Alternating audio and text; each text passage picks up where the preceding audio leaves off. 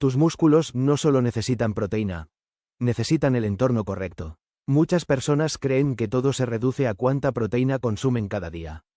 Si el músculo está débil, automáticamente piensan que falta carne, huevo o batidos. La lógica parece simple.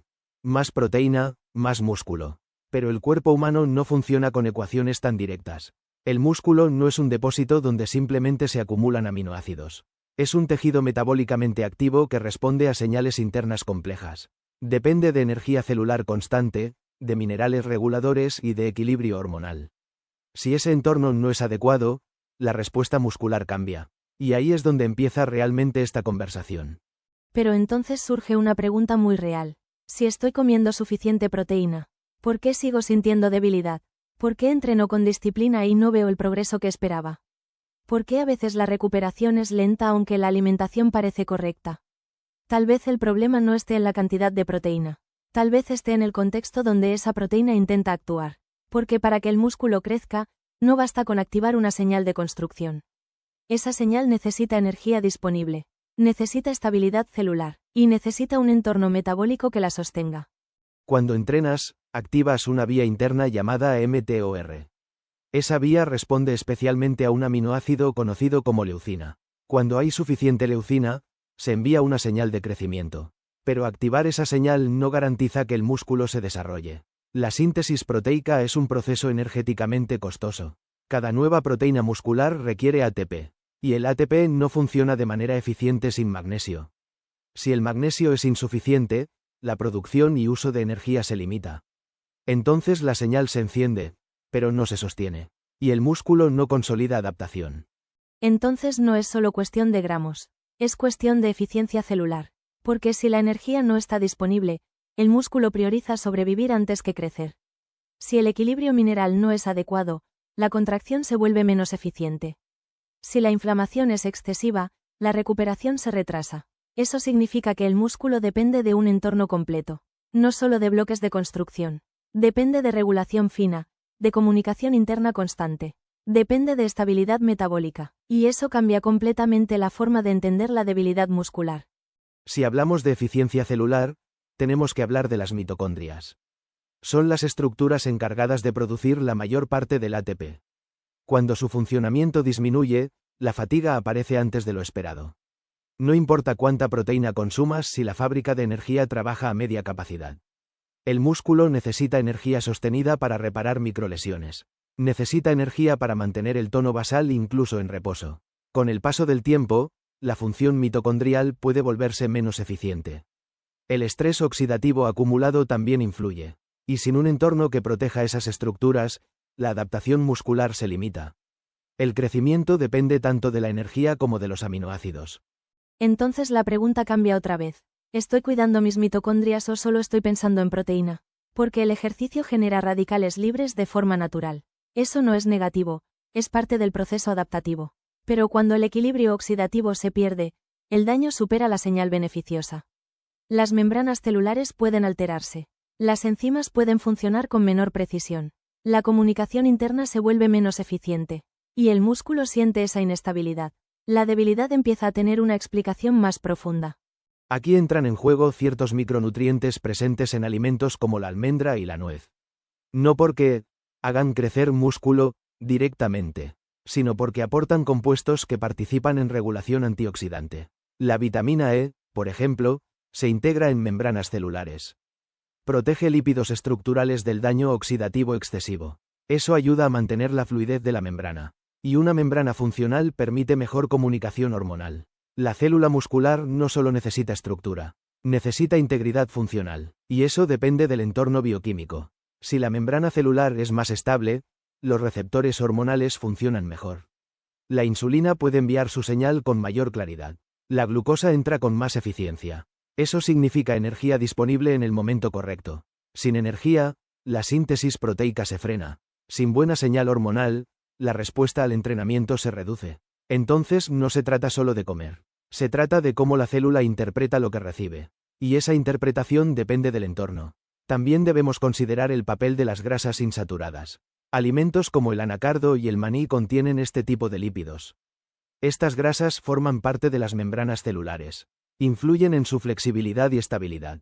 Una membrana rígida altera la señalización. Una membrana adecuada facilita la comunicación entre exterior e interior celular. El músculo depende de esa comunicación constante.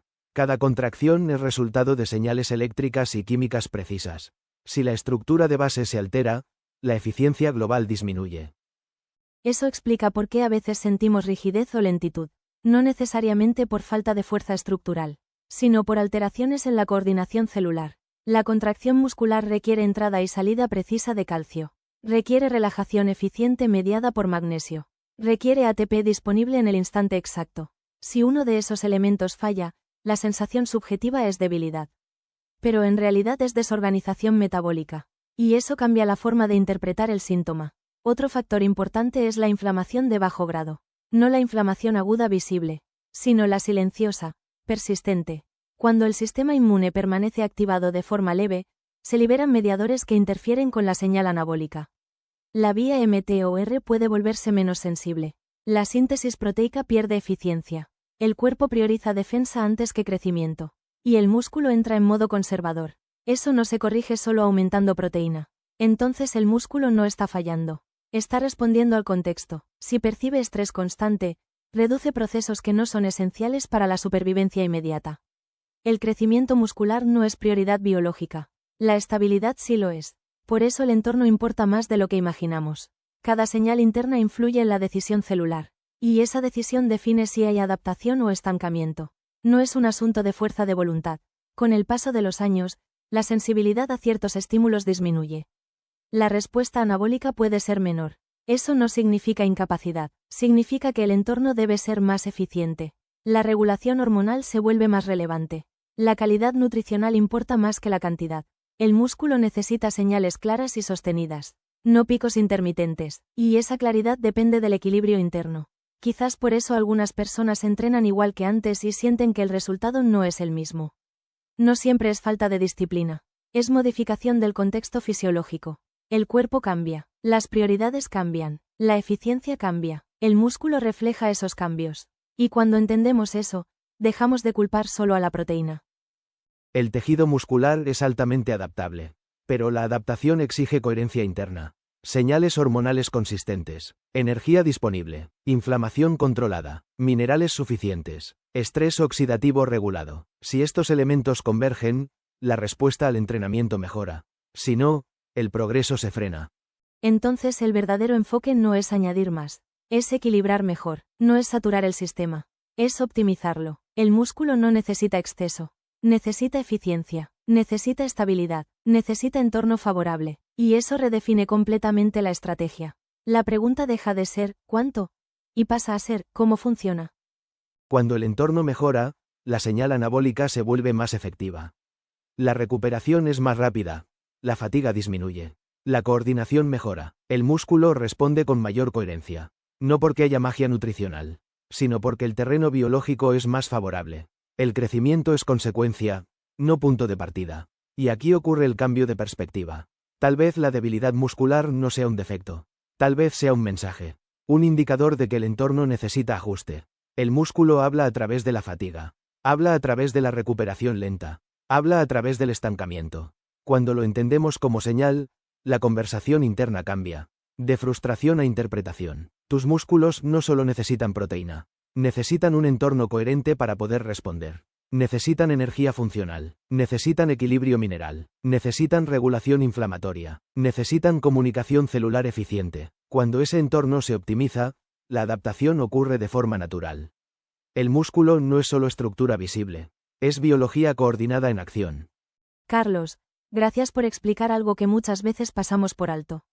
Gracias por recordarnos que el cuerpo no funciona en compartimentos aislados. Que el músculo no es solo fuerza visible, sino biología en diálogo constante. Gracias por llevar la conversación más allá de los gramos y las modas. Por mostrarnos que detrás de la fatiga hay procesos, no fracasos. Que detrás del estancamiento hay mensajes, no defectos. Hoy entendemos que el músculo responde a un entorno, no a una cifra. Que la debilidad puede ser información, no limitación. Y que comprender el mecanismo nos devuelve claridad y criterio. Eso cambia completamente la forma en que miramos nuestro propio cuerpo. Gracias, Alejandra, porque cuando entendemos el mecanismo, Dejamos de pelear con el cuerpo y empezamos a escucharlo. El músculo no necesita promesas rápidas, necesita coherencia interna. Necesita un entorno que le permita responder al esfuerzo que le exigimos. Y cuando comprendemos eso, cambiamos la forma en que interpretamos la debilidad, la fatiga y el estancamiento. Si este enfoque te ayudó a ver tus músculos desde una perspectiva más profunda y científica, suscríbete al canal. Aquí no simplificamos la biología, la entendemos.